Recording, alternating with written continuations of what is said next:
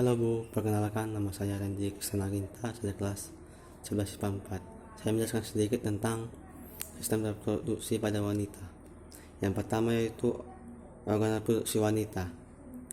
Terdiri dari ovarium atau indung telur, tuba fallopi atau tuba uterina, uterus atau vagina, dan vulva.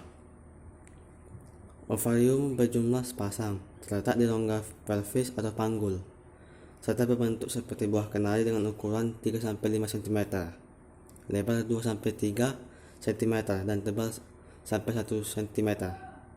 Berfungsi sebagai tempat oogenesis serta menghasilkan hormon estrogen dan progesteron. Yang kedua yaitu tuba fallopi, berjumlah sepasang, berukuran panjang sampai 10 cm dengan diameter 0,7 cm.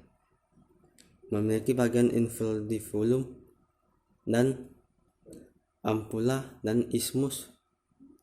Yang ketiga yaitu uterus, organ tunggal berongga berbentuk seperti buah pir terbalik serta berukuran panjang 7 cm dan lebar cm.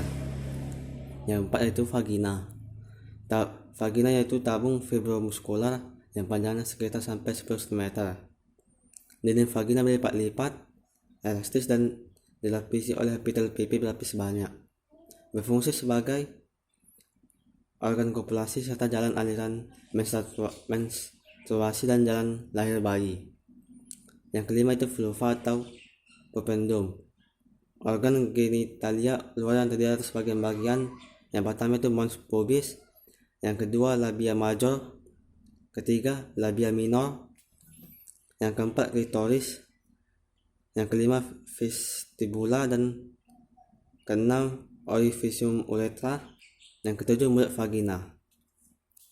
Yang B yaitu hormon kelamin wanita, diproduksi oleh ovarium, uterus, plasenta, hemofisis, dan hipotalamus. Yang pertama yaitu estrogen, dihasilkan oleh ovarium dan plasenta.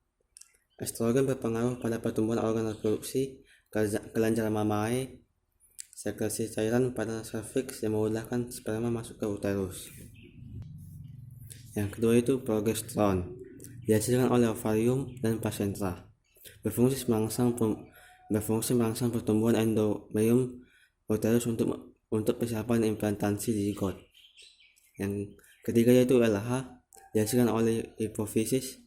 Berfungsi merangsang ovarium untuk memproduksi estrogen dan progesteron. Yang keempat FSH, dihasilkan oleh hipofisis. Berfungsi merangsang ovarium. Yang keenam GnRH, dihasilkan oleh hipotalamus. Berfungsi merangsang hipofisis untuk menyeleksi LH dan FSH. Yang keenam HCG, disekresikan oleh sel embrionik. Yang ketujuh laktogen plasenta, disekresikan oleh plasenta. Berfungsi merangsang pertumbuhan kelenjar mamae. Yang keenam tirotropin chorionic, disekresikan oleh plasenta. Berfungsi meningkatkan laju metabolisme pada ibu hamil. Yang keenam relaksin, disekresikan oleh corpus luteum kehamilan. Prolaktin, dihasilkan oleh hipofisis. Berfungsi merangsang pertumbuhan ductus. Oksitosin, dihasilkan oleh hipotalamus dan disimpan di hipofisis posterior. CRH, dihasilkan oleh plasenta. Berfungsi memacu produksi estrogen plasenta dan perubahan paru janin untuk menghirup udara. Yang terakhir yaitu prostaglandin, dihasilkan oleh uterus. Berfungsi mempengaruhi robeknya folikel saat ovulasi.